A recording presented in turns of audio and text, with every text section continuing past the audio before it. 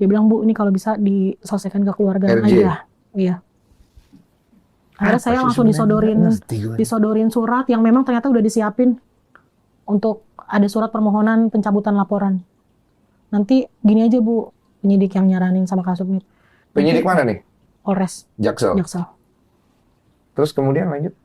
Akhirnya saya disodorin surat permohonan pencabutan laporan. Saya masih nggak mau. Akhirnya itu kan tanggal 7 Oktober. Saya masih tunda sampai saya diteleponin terus sama penyidik. Diteleponin, Bu, ini gimana kejelasan? Saya bilang, lanjutin aja dulu, Pak. Oke. Nah, akhirnya di tanggal 19 Oktober itu, saya ditelepon lagi pakai kuasa hukum ya. Lumayan agak, ngomongnya juga bikin saya agak ngedon juga sedikit gitu. Omongan apa? Iya, maksudnya kayak mau dilapor balik. Lapor tentang penganiayaan itu, penganiayaan. Oke. Lu suruh anak gua fotoin lu telang. Lu begini langsung akunya di depan.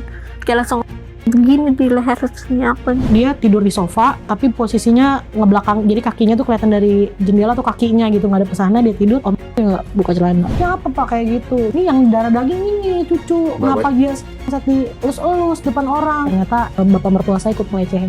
Saya sampai bilang karma buruk pasti 7 turunan. Mental di keluarga lu, sampai saya ngomong kayak gitu. Saya kerja. Jadi ini dari usia 1 tahun saya udah titip di rumah mertua. Selama saya kerja, nanti pulang kerja saya jemput gitu.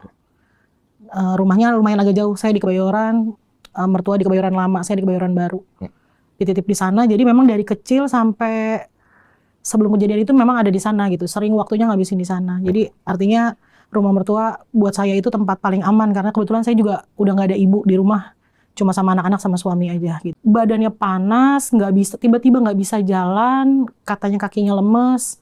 Belum 1 minggu tambah ngedrop lagi, malah lebih parah lagi, nggak bisa ngomong. Malah nggak bisa ngomong, malah buang air kecil, buang air besar itu udah di tempat tidur. Tiba-tiba dia kejang.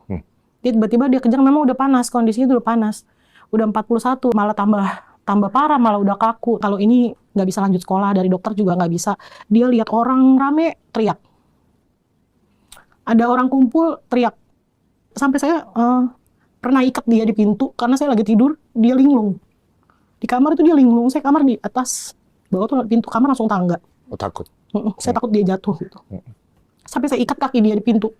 Supaya kalau saya pas tidur, dia nggak keluar gitu. Tadinya nggak bisa ngomong, nggak inget nama dia, ngomong juga nggak bisa. Makan juga, kita tuh, dia sampai kita bingungnya apa? Dia makan nggak bisa, karena dia nggak bisa ngunyah. Dia nggak bisa ngunyah, kita harus paksa-paksa.